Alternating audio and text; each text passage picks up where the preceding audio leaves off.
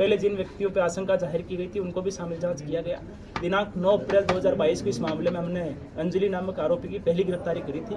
इसके बाद में 2 और आरोपियों को हमने 13 अप्रैल 2022 को गिरफ्तार किया था। इस मामले में अब तक टोटल 3 आरोपी गिरफ्तार किए गए हैं, जिनको पुलिस रिमांड के बाद में माननीय न्यायालय में पेश करके जुडिशियल अभी कस्टडी में भेज दिया गया है। तो किस तरह से सर खुलासा हुआ? काफ़ी प्रेशर था, पुलिस के ऊपर प्रदर्शन भी हुए, क्या कहना चाहिए सर? देखिए, इस मामले में जिला पुलिस ने पहले दिन से ये सुनिश्चित करने का प्रयास किया था कि मामले की जो जांच है बिल्कुल निष्पक्ष और तथ्यों पर आधारित हो। हमने इस मामले में एक SIT का गठन भी किया था, जिसका नेतृत्व ASP इंद्री हिमाद्री कौशिक IPS कर रही थी और साथ में CIA की टीमें भी इसमें इंक्लूड थी। हमने जितने भी मौके से काफ़ी सारे साक्ष्य बरामद किए हैं जो कि आरोपी से जो पूछताछ हुई है उससे मेल खाते हैं। कुछ हमें FSL की रिपोर्ट प्राप्त भी हो चुकी है और जो जांच में बात सामने आई है वो FSL रिपोर्ट से उनकी पुष्टि भी हो रही है। किस तरह से खुलासा हुआ सर? किस चीज़ से हत्या की गई है इसकी? देखिए, जो जांच के दौरान सामने आया है, जो चार्जर की जो केबल है उससे हत्या की गई है और इस संबंध में डॉक्टर की ओपिनियन भी प्राप्त की जा चुकी है। तो सर साइको की बात आ रही है, बार बार भी मानसिक रूप से परेशान थी वो, बार बार कभी कई तरह की दवाई ले रही थी, उसमें क्या निकला सर? देखिए, इस संबंध में हमने जो उनके घर से भी कुछ डॉक्यूमेंट्स बरामद किए हैं और जिन जिन हॉस्पिटल्स में उसका इलाज चला है वहाँ से भी डॉक्यूमेंट्स बरामद किए हैं। हमने एक मेडिकल बोर्ड का भी गठन करवाया है। उन्होंने प्रिलिमिनरी रिपोर्ट दी है, लेकिन उन्होंने कहा है कि डिटेल्ड असेसमेंट रिपोर्ट वो एक काफ़ी दिनों के ऑब्जर्वेशन के बाद में देंगे।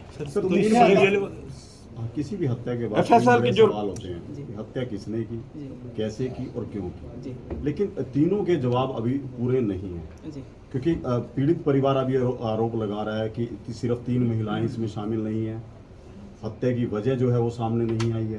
तो ऐसे में कैसे माना जाए कि जांच पूरी होगी? देखिए, मैंने भी कहा कि जांच अभी मामला जो है वो अनुसंधानाधीन है। काफ़ी सारी रिपोर्ट्स में प्राप्त हो गई, काफ़ी सारी रिपोर्ट्स में प्राप्त हो जाएगी, तब हमने जो भी अभी तक इस मामले में जो जांच की है वो और ज़्यादा पुख्ता हो जाएगी।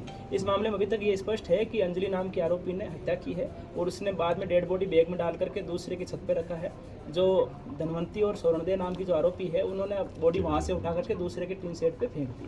तो अभी तक मामले में 3 आरोपियों की भूमिका स्पष्ट हुई है और तीनों को गिरफ्तार कर लिया गया है। मामला फिर भी अभी अनुसंधानाधीन है, कुछ और रिपोर्टें प्राप्त होने की बकाया है और उसके बाद मामला हम इसने जिस दिन जज की हत्या की उस दिन सुसाइड करने का प्रयास किया, उसके बाद देखिए बात सामने आई है और कुछ जो चैटिंग है, व्हाट्सएप की चैटिंग, जिसमें भी उसने अपने ऑडियो वॉइस रिकॉर्डिंग से कुछ कह रखा है कि मैं इस समय बहुत डिस्ट्रेस में हूँ। अपने पति को भी और साथ में किसी और को भी चैटिंग कर रखी है जिसमें उसने ये कह रखा है कि मैं बहुत डिस्ट्रेस में हूँ। अपनी ऑडियो रिकॉर्डिंग अपनी भेज रखी है। सर, तो भ्रांतियां फैली कई तरह की, उसके बारे में क्या कहना चाहेंगे? अलग अलग तरह का तांत्रिक विद्यालय को लेकर कई खबरें चली और जो भ्रांतियां हैं, जो ऐसे निराधार खबरें फैलाई गई, वो बिल्कुल दस्तावेजों से, जो हमारे पास दस्तावेजी साक्ष्य हैं उससे बिल्कुल मेल नहीं खाती।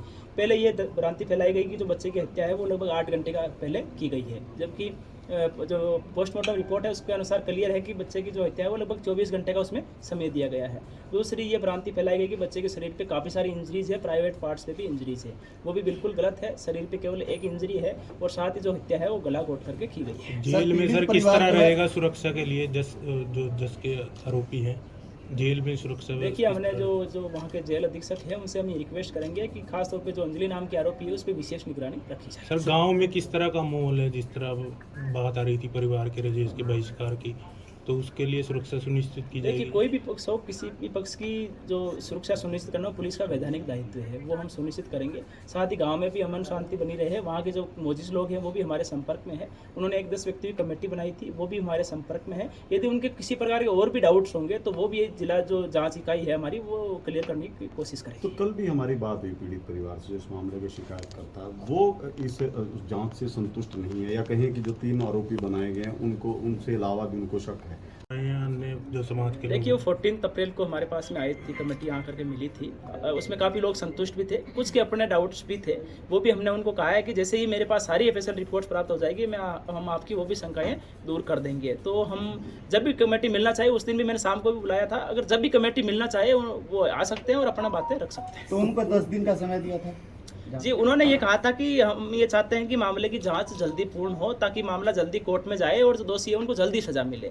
तो मैंने उनको ये आश्वासन दिया था कि अगले 10-15 दिन में, क्योंकि एक हमें जो मेडिकल की जो बोर्ड की जो ऑब्जर्वेशन रिपोर्ट है या असेसमेंट रिपोर्ट है वो इस मामले में चाहिए। तो 10 से 15 दिन में हम ये कोशिश करेंगे कि इसकी जाँच कंक्लूड हो जाए। अगर CBI की जाँच की मांग कर रहा था परिवार, वो कैसे देखते हैं सर इसमें? देखिए, इस मामले में इतना ही कहना चाहूँगा कि जब तक जाँच जिला पुलिस के पास में है, हम हमारी तरफ से पुरजोर कोशिश कर रहे हैं। हो जाएगा? देखिए, जितने भी हमारे पास में दस्तावेजी साक्ष्य मिले हैं उसके आधार पर हम एक डिटेल असेसमेंट रिपोर्ट करवाएंगे, मेडिकल बोर्ड के सामने में हम सारी चीज़ें रखेंगे। हम ये सुनिश्चित करने की कोशिश करेंगे कि आरोपी को किसी भी प्रकार का इस प्रकार का लाभ ना मिल पाए।